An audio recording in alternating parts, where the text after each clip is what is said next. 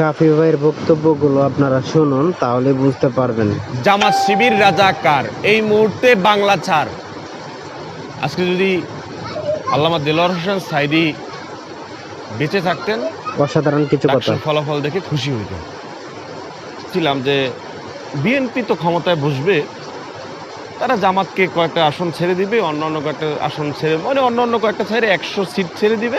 সুযোগটা কিন্তু এখন আর নাই। ওই পাওয়ারটা এখন দেখা গেছে এমনও হইতে পারে বা হয়ে যাচ্ছে, জামাত বলবে যে আমরা 100 সিট ছেড়ে দেব, 200 সিট আমাদের এমনি হয়ে যাবে। আবার কিছুদিন পর দেখবেন এরা যদি ভালো কাজ করতে থাকে, তখন জামাত বলবে যে কোন সিট ছাড়াছাড়ি হবে না। পাবেন। ওনার সম্পূর্ণ বক্তব্যটা অনেক লং, শুনতে পাবেন যে পাশ আপনারা হয় যে ওনার জিতে, নিজের পেজে। ডাকসুতে একদম কল্পনার বাইরে অনেক জয়ী গুরুত্বপূর্ণ হয়েছে না কথা, তারা। তাই আমি তুলে ধরার চেষ্টা করলাম আপনাদের মধ্যে। এই কথাগুলো যদি আপনারা শুনুন, তাহলে অবশ্যই বুঝতে পারবেন আসলে আমাদের দেশটা যে কি হয়ে গেল। দেশটা স্বাধীন করেছি আমরা সবাই মিলে। দেশের স্বাধীনতা আনার কারণ হলো যে দেশের মানুষ শান্তিতে থাকবে। এখন জামাতকে বলতেছে রাজাকার। আসলে শেখ হাসিনার আমলের মতনই হয়ে গেল বিএনপি এরা এক। বিএনপি। তাহলে এখন আইসা এই 5ই আগস্টের পর কেন রাজপথে মিছিল হবে? জামাত শিবির রাজাকার, এই মুহূর্তে বাংলা ছাড়, জামাত শিবিরের চামড়া তুলে নেব আমরা। সম্পূর্ণ বক্তব্যটি শুনতে পাবেন।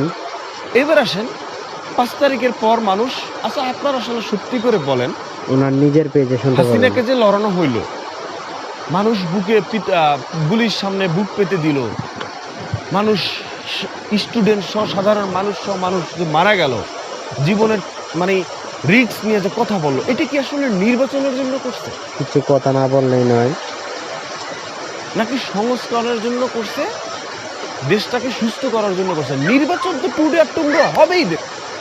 ওনার সম্পূর্ণ বক্তব্যটি ওনার নিজের পেজে শুনতে পাবেন। এতটা ছাড়া যায় না, যার কারণে ছাড়তে পারি নাই। 9 মিনিটের উপরে বক্তব্য, আমি অল্প একটু ছাড়ছি।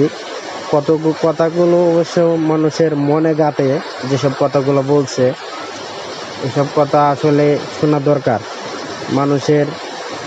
আমরা চেয়েছিলাম কি আর পেয়েছি কি? মানুষ এখন নতুন একটা দল চায়। আওয়ামী লীগ বিএনপি তো বহুত দেখছে, যার কারণে নতুন একটা দল চায়।